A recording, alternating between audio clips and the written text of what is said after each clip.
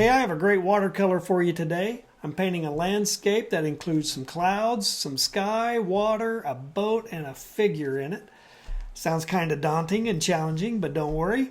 I'm going to break down the image and we're going to make a plan as to how we're going to paint this watercolor scene. So here it is. This is the scene. We have that cloudy sky up here with patches of blue, and we got the gray cloud, and it transitions down to this bluish gray horizon line. Right there's that banks off in the distance. We have this foliage, this marshy grass up in here, kind of goes from middle ground down here to foreground. We have the boat and a person, and we have all sorts of fun ripples. So this looks like a pretty challenging scene. Let's see if we can get this figured out. We're going to come in and lay down a cool, kind of just a bit of a steel gray wash, and it's going to be very thin on the entire scene because there's really not a whole lot of hot highlights in here. Maybe on a few of the edges, depends on how we paint it. While that's drying and getting dry, we'll drop in a little more series of grays into the clouds, and then also the blue sky to both have sharp edges and soft edges like on my previous tutorial. Same color transitions down in here into the horizon line and the water off in the distance. And if you see, there's no detail in the distance until you get up closer to the middle ground and the foreground, where you're going to start seeing ripples and more intense color. The boat's going to be in a nice brown color, sepia color, or burnt sienna, burnt embers. And then the figure, again, will have some silhouette aspects to it. And then we'll drop in all that detail for the grasses and the marshy grass in the foreground. So we're going to start with all the colors in the blocking. In the first stage, wet on wet, getting all those nice soft mixtures of various tonal ranges of color, mostly cool color, and then we'll let that dry. We'll come after it in the second pass, in the second stage, and we'll start working up the whole range of shapes and add a little more saturation and start building the color complexities that you're going to see that we'll then take advantage of in stage 3 when we're adding in all the specificity, the detail, and the structure. So here's our image. I'm going to set it aside. I do have a sketch of it already made. It's loosely based on the photo. I don't have the angles quite right, but that's okay. We have a figure sketched in there, and then everything's just kind of blocked in, and it's a little tighter composition, a little more vertical than square. So here's where we're going to get started. All right, so I do have this pan set of Winsor Newton colors. It's a nice set. We got a range of blues in here and a whole complete set of earth tone colors, your reds and oranges and yellows, your greens. We have a cerulean blue there, Payne's gray. So we have a whole range of colors, and I'm just going to start with, and I've taken the whole pan out. And they normally set right in here like this. I've just taken it out, set it off to the side because I have more wells in here to mix with. So, all right, so we'll just get some colors going and we'll get started painting. All right, so I'm going to start out with some ultramarine blue, just start working up a nice puddle. And again, if I see students do the wrong thing, is they never mix up enough color. They're very, very conservative with how big of a puddle they're going to need. And I'm going to mix in a little phthalo blue right there. All right, so we have a nice sky color, nice rich blue sky color. And I just wanted to get that color mixed up. It's a tea consistency. All right. And then I'm going to come over here and I'm going to come in here. I'm going to take some of that blue I have right there. I'm going to get a little bit of it's a more of an indigo blue here. So it has a little more of an intense steel, stormier looking color to it. I'm going to mix up a very thin mixture of that. Okay. So I have a couple puddles ready to work with, and I have a very large brush. I'm going to dip it in here, and I'm just going to kind of unload it, and I'm just going to kind of brush it across the whole scene here just to get the paper a little damp. All right, so we'll come down here. I'm going to work around my figure just a little bit. All right, so all of that nice color is going to come into play here. And then I'm going to just knock back the clouds just a little bit with a very thin bit of this right here. All right, so very thin, and we'll just kind of come in and just kind of bounce it around. It's going to be really thick right here along that horizon line.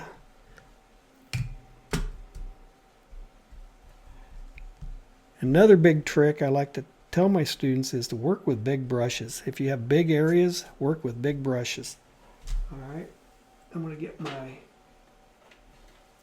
I've got a nice little flat watercolor brush, an Isbay. It's a nice soft brush, and I'm just going to come in here and just soften up some of those edges.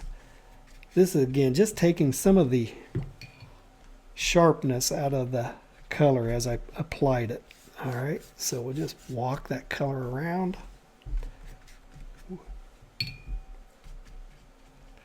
This paper will hold the color a little better, a little longer than the Canson paper I've painted a previous tutorial on.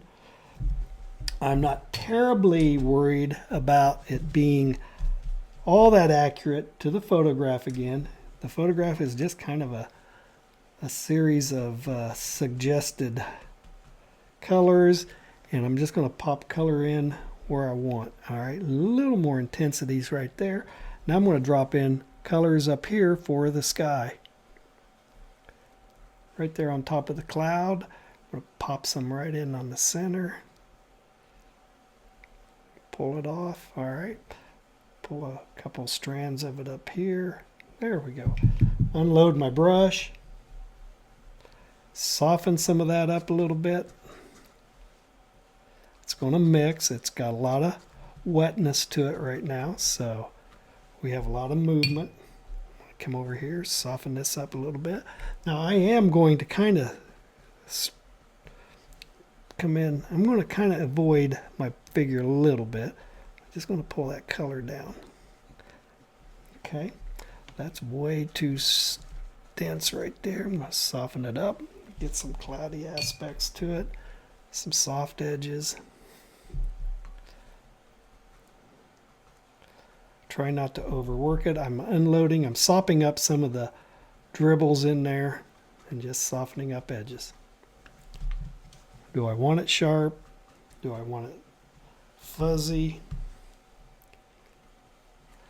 The biggest trick is try not to overwork it. Okay. I'm not taping anything down again. I'm just going to have kind of I've got a rough outline of the shape of my piece, but I'm painting well past it. So, all right. So, got a little dab of brown in there, which might be able to use that to our advantage. So I really just sopped up a lot of water on it, sopped it back up. I'm going to pull that was an unexpected little boo-boo. All right, I'm going to drop a little color right back on it. All right, there we go. It'll soften up again. All right, and then we got a bloom happening there because there's so much water on. I'm going to grab some of that steel indigo blue right there. I'm going to come right in on the horizon line where that cloud bank is. All right. So it's very wet up here, so it's going to soften up. Unloading my brush again, and I'm just going to soften that up right there. All right, so right now we've got a lot of blues happening in here. We'll throw a little bit down in here. This blue down here will be behind a lot of the reeds and the marshy grasses that we have. Okay, so, and this color here, it's kind of breaking over the horizon line, and that's okay. We can work with that. So we got a pretty good looking little cloudy sky. being influenced by the background. So right now, I'm going to let it dry. But before it gets totally dry, right in this area, it's very wet right now. I can see the sheen. Here, let's look at it. See that sheen in it? All right, so that needs to dry a little bit. I'm going to put a horizon line on it with a smaller brush. I'll be using this this brush right here. So this is a Princeton Velvet Touch. All right, and I think these were Da Vinci Kolinsky's. Okay, I got these from Dick Blick. This is a 1-inch brush right there. So I could either paint that edge with that, but right now it's still too wet, so it needs to dry. So a lot of people may get a hair dryer out to dry it, but you can also just be very patient. You can kind of see that spot where I worked. I've got a bit of a pill right there, right on that. But I'm not going to mess with it. I'm going to just let it dry. I can just simply brush it off later. All right. And if I do, I'm going to get my 1/2-inch flat. And again, this is one of those Da Vinci Kolinsky synthetic brushes. I like the synthetic brushes because they have a little stiffness to them that will function nicely if you are wanting to maybe come in and pick out highlights and things like that. So I'm just going to come in and just kind of reactivate some areas just to get a little cloudy edge right there. Maybe right down here where I was picking at, I might just come in and just lighten that up just a little more. There we go. Just get a little more of a definition right there. Right here. Again, that's just plain water. I got a little pill starting right there. And that's another difference that you'll see when you move into a better grade of paper. You'll be able to work the paper surface a little more than the student grade. You have to be really delicate or you start pilling the surface and then it looks bad. So I'm going to come right up here. I'm going to intensify that edge right there just a little bit more. There it is. So you can see those little chunks of paper starting to pill. As soon as you see that, stop working it. You'll have a disaster on your hands. It's always a constant state of avoiding disasters here. I like this little spot. Whoops. I keep hitting my hat on there. I like this little spot right here on the cloud that it's still damp enough. I can come in. I'm just going to put in just a little soft cloud coming across, just cutting into that darker shape.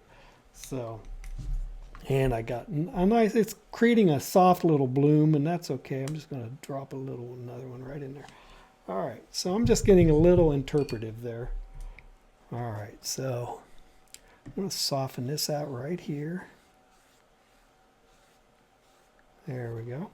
And it's getting close. I'm about ready to drop in the horizon line with a smaller brush. So I'm going to grab either my 1 or 2. Let's see, this one's a Da Vinci Cosmo Top Spin. I like these brushes. And then this one's a Princeton Velvet Touch. So number 2 and a number 1. So this is my smallest one. And they should have a good sharp point to them so that you can have detail. So, all right. And then this one's getting a little worn. It doesn't, once it's wet, it has a pretty nice little tip to it. So, but even when they're new and they're dry, they'll still have that nice tip. So you do want that ability to get a fine detail on it. I think I'll use my number 2 on this one. Number 2 is going to be my favorite. All right. I'm going to get a little bit more of this steel blue, maybe a little touch of the ultramarine. A tea mixture. It's not very thick. It's feeling pretty good. Still pretty damp, and that might be about right. I don't want it bone dry because once it's bone dry, you won't get that feathered edge. So it's damp down here. I just set my hand in it. Here we go. We're going to mess it up. No, we're not. It's going to be fine. Here we go. I'm committed. We'll see. All right, here we go. I'm going to come in right there. It's just a very nicely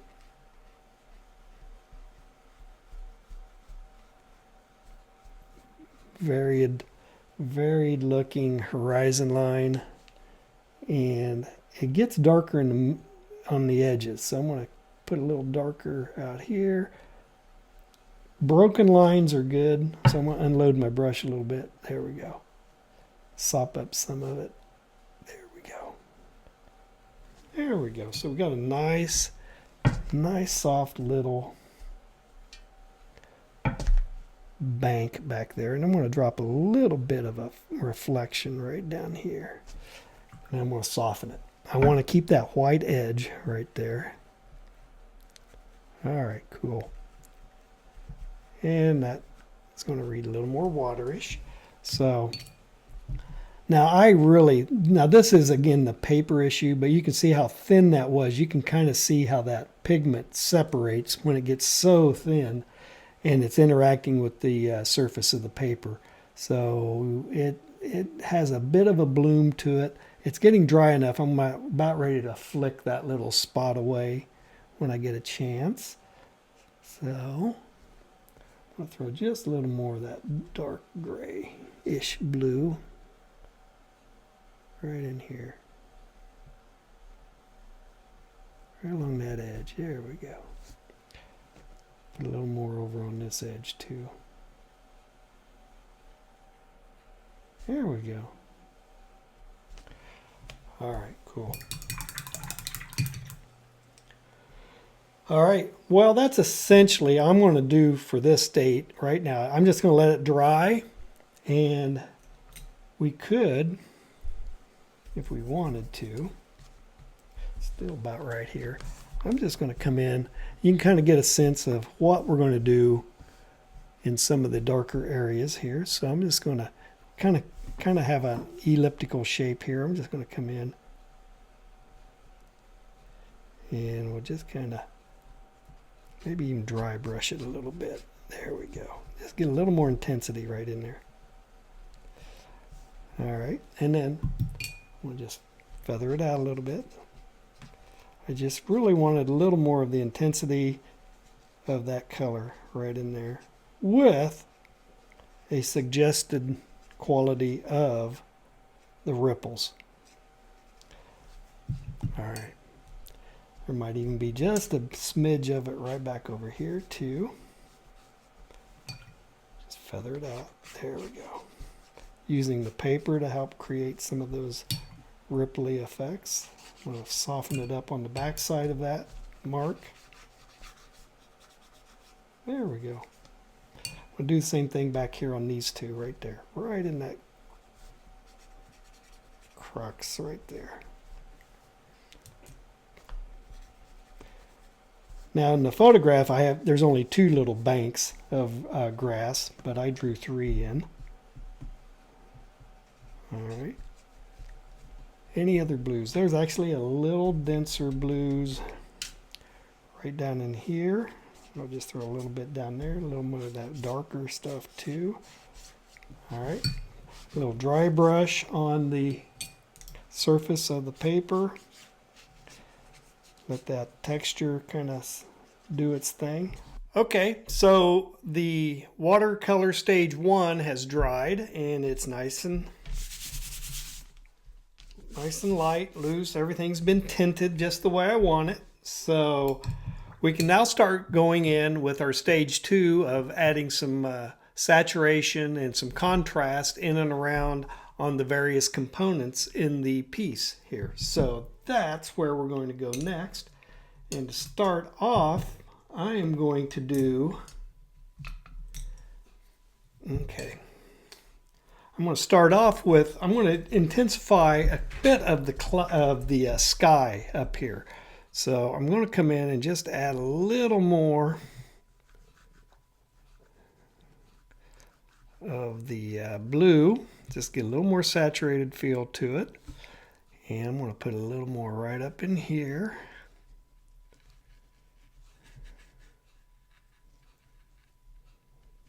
Okay.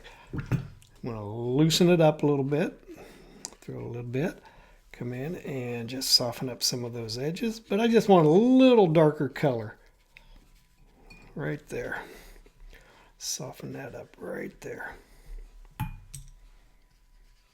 There we go.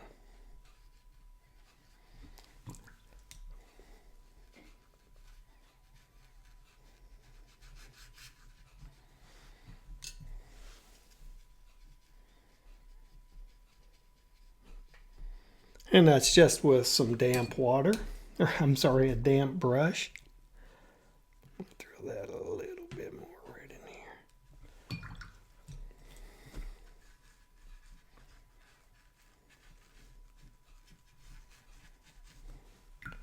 Cool. I have a little dribble. I need to dab up. So right there. All right. And we also have just a little bit of it right down here. I'm going to come in.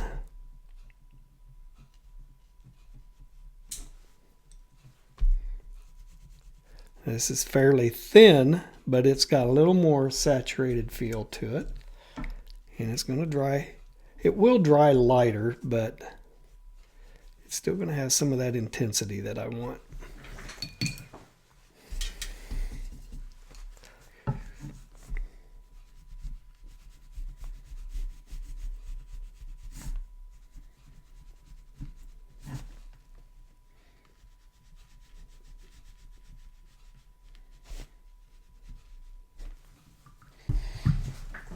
Okay.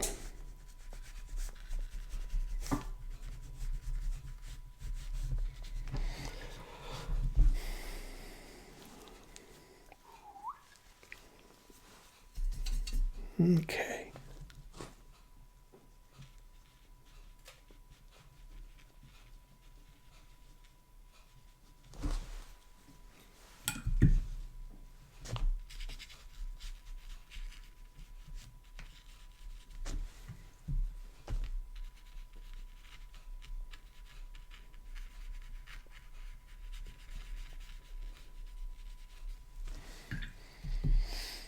We have some nice greenish reeds in here, soft colors. It'll be darker and bluer down as we get closer in here. And then we're going to start working on the boat and the figure. So let's go after the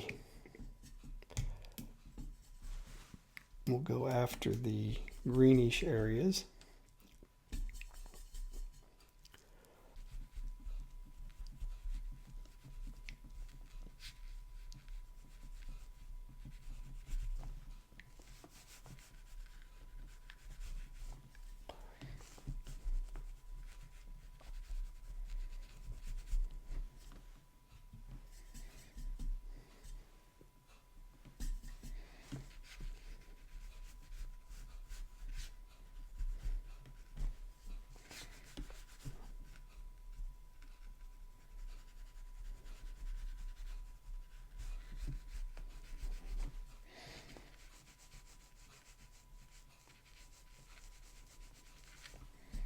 Okay.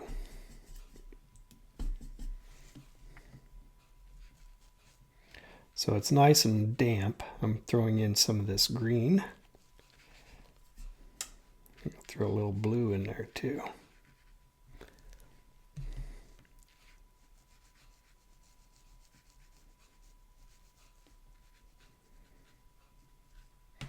I'm just working in general shapes at this point.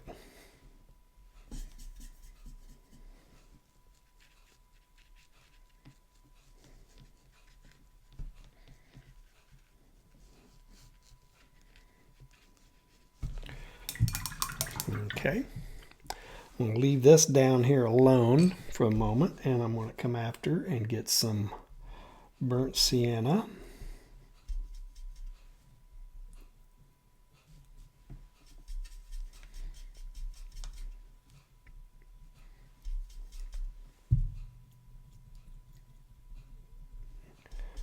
All right.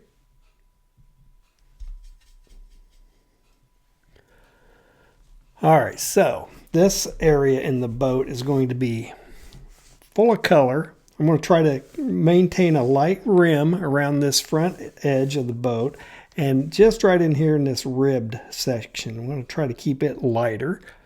All right, so I can go after the whole thing, and we'll see how it goes. Interior of it, I'll try to keep that right edge. All right, come all the way around. There's the interior.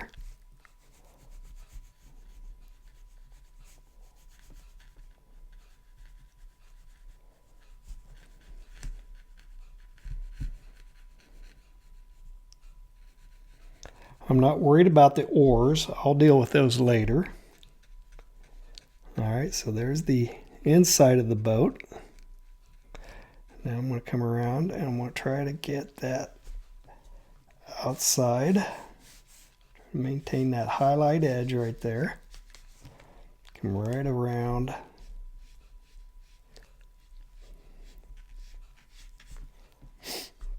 There we go.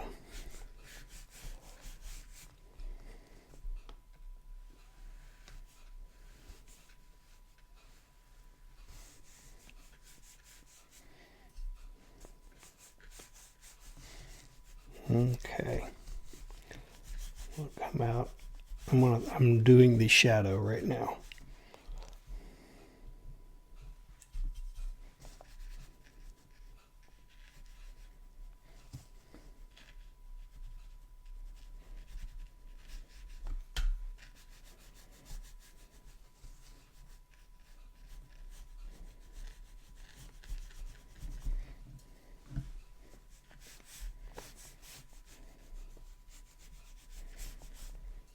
So it's nice and wet.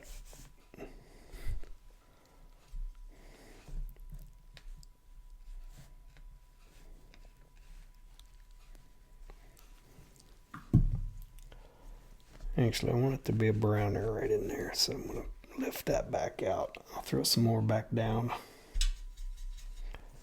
Throw that brown right in there. Nice intense brown. Okay, now we'll come back to the blue.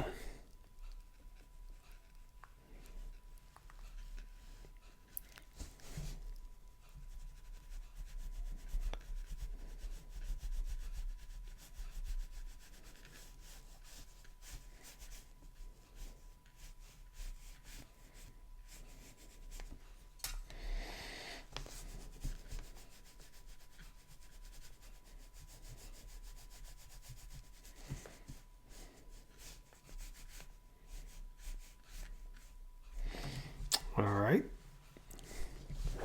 and I'm going to move to a slightly smaller brush. I'm going to get some of that burnt sienna again.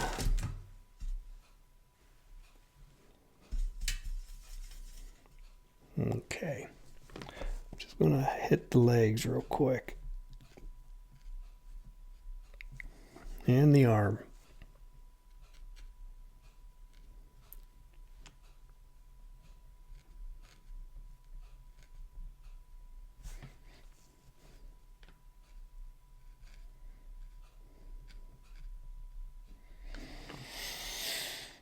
Okay, and I'm going to come after the shadow that figure's throwing.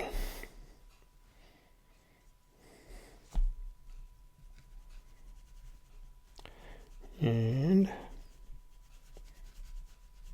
just going to make it an irregular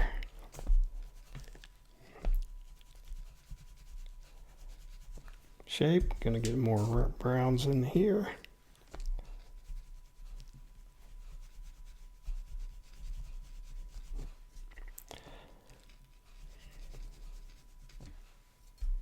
So I'm just working blues.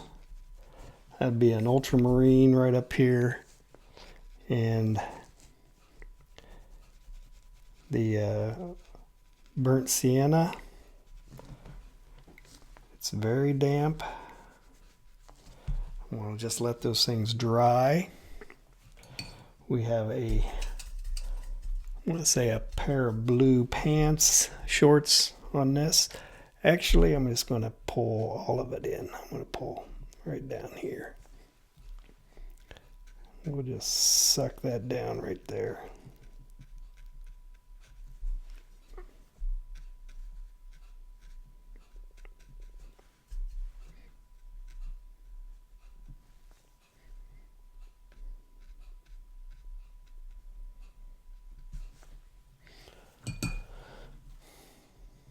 Get that burnt sienna again underneath side of the face, right under the hat brim, right there. That's where I want that. All right, and I got just a smidge of this color on the hat. I'm going to throw that up here.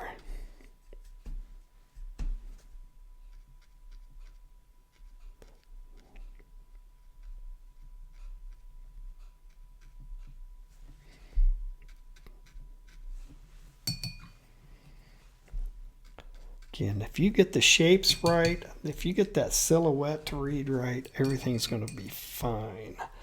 So, we're looking pretty good right here. I'm just going to spread that puddle out a little bit. Perfect. And right now, I think that is all I want to do for stage 2. There we go.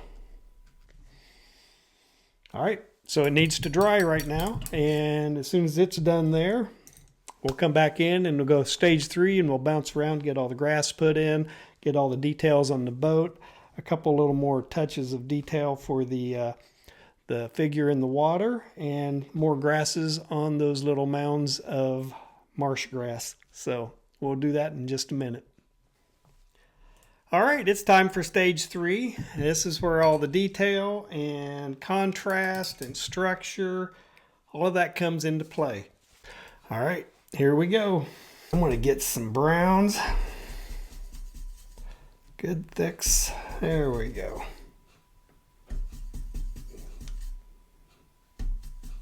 And a little purple there. All right, now we got some color.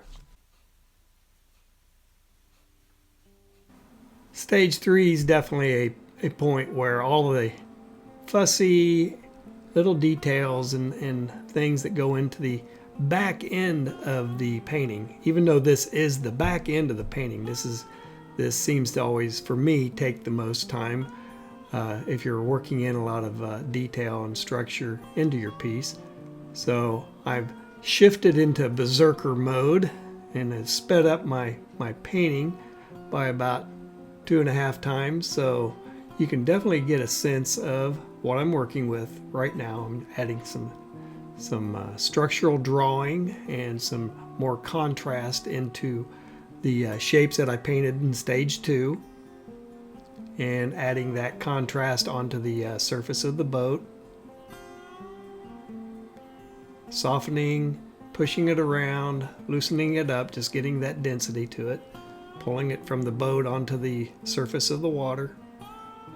I'm working with a fairly small and thin round to get into all those little tight corners and spaces on the interior of the boat and over on the edges. Fixing a little bit of a water overlap, a little color overlap on the front of the boat. Moving over to the figure and adding the structure onto the figure, a little more contrast on the arms, the legs, the pants. And when you're working with figures, in this instance, there's not a lot of detail in that figure at all. It's all about the silhouette and the simple colors that I'm working onto the hat, the face, the shirt, the shorts, and just getting those colors. And if it's wet, they meld together. It's definitely about the silhouette. If you get the shapes right to create the human silhouette, you can do just about anything color-wise, wetness, sharpness, and it'll read perfect for the viewer. So I'm just going to continue bouncing around, adding contrast, adding edges, drawing with the paintbrush, adding in all the little fussy bits that are going to make the painting read really nicely. I'm softening the top edge of the marsh grass there just with a damp brush. I have my 1/4 inch flat brush and just creating a little more color variety and variation in those tones, those shapes that I painted in earlier. They're dry now, so that damp brush reactivates and I can go in and add the detail, or at least the variation in the shapes. Now I'm adding detail onto the boat, finding edges.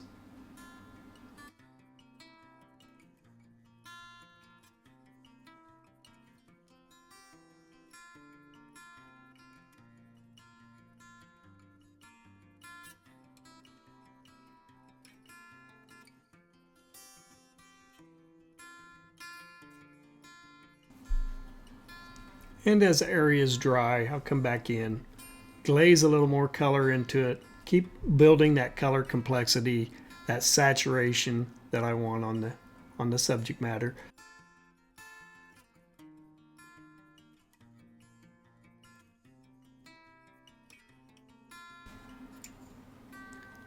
And at this point, the mixture of paint is much thicker. We're talking the cream state, a lot of pigment mixed into the water, and it's thicker.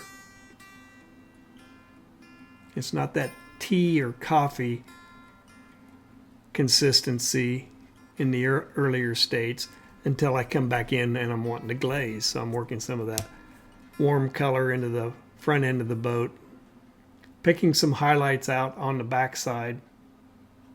Again, that was just with a damp brush and water. Glazing in, softening edges again. Intensifying the blue on the shirt for that shadow side. Dabbing a little gray in onto that shoulder, trying to leave that little bit of white hot highlight right there on the shirt. And now I'm coming in and beginning to work on the natural forms, the grasses on the marshy banks right there, intensifying some shadows right along the water's edge. I have moved to a very long round, and now I'm making those vertical strokes, grassy strokes. I have those edges popping into the water, extending above the edge of the grassy marsh,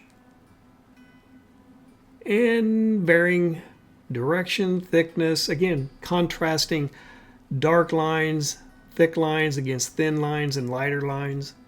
And this is really drawing. And I'm coming back in, adding in more contrast, and now adding very thin, irregular, changing directions, trying to get that grass to read like grass in that transition into the water. A fairly vertical brush stroke going on there.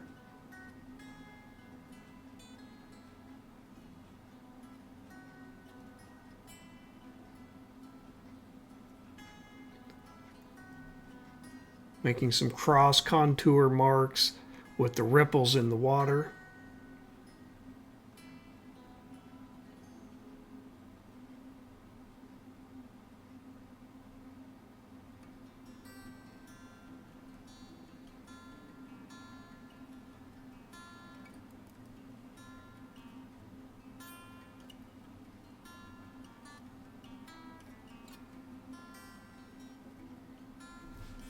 So now moving on down and around.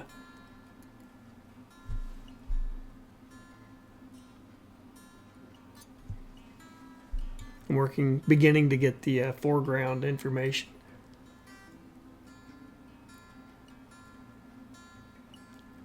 letting things dry, coming back to the boat, intensifying contrast again, adding a little more detail on the water surface.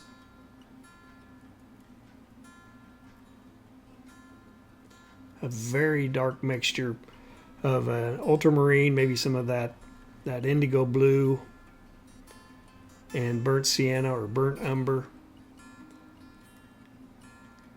I'm prepping a puddle for the foreground and just making irregular marks. When you're painting natural objects, it's about being as unpredictable and irregular and unpredictable in making the marks. Dry marks, wet marks. I've unloaded my brush. I'm seeing some nice dry brush action there, catching a little ripple to the paper, which reads as little sparkles in the water.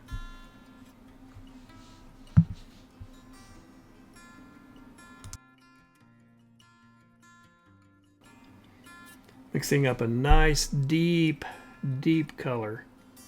I think I even worked some purples into that, so it's very dark. So I'm trying to get the shadows that exist within that clump of grass, extending those blades of grass up into the negative space, trying to get that variation in the stroke.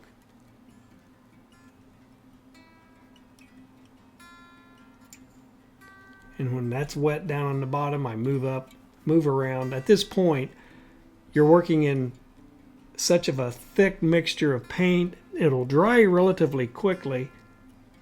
It dries a lot faster than the wet on wet when you really saturate the paper. But you can then just bounce around and work around the whole piece. And your ultimate intent is to try to bring that whole piece up as a uniform painting rather than sections. So I'm just dabbing a little more surface qualities to the water, intensifying some of the edges, saturation again on the structure and detail in the boat, on the side of the boat. Looks like I'm fixing another stray splatter of paint up there on the cloud with a little wet water. All right, working on the oars, which at this distance, this small of a painting, it's really just a line. Just have to draw a painted line. And if my hand would get out of the way, I'm lifting some highlights again on that back edge. I was lifting the highlight on the oar, the foreground oar.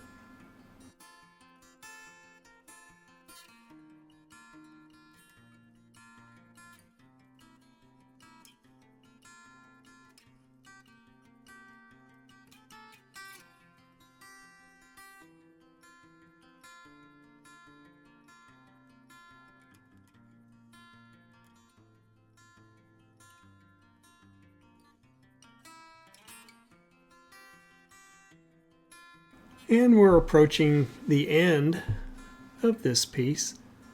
I have about everything on this that I feel like it needs, and quickly approaching the danger zone of overworking it. Just trying to get some more irregularity into the grasses, intensifying that shoreline, that edge line next to the marshy grass. A little more detail, so here we go. This is the final piece. While we managed to avoid several catastrophes with splattered paint and pilling paper, we did manage to get to the end of it. We have a nice scene of a boat and a figure. Hey, if you've enjoyed this video, gotten any value out of it, please give me a like and a subscribe. I'd much appreciate your support. I will place any of the supplies I've used here in my description of the video. They will be affiliate links, so if you do use those links, I will get a small commission for any of the purchases you buy. So thank you for your support if you decide to do that, and give this a try. Go out and find some boat pictures and see what you can do with it. See you in the next video.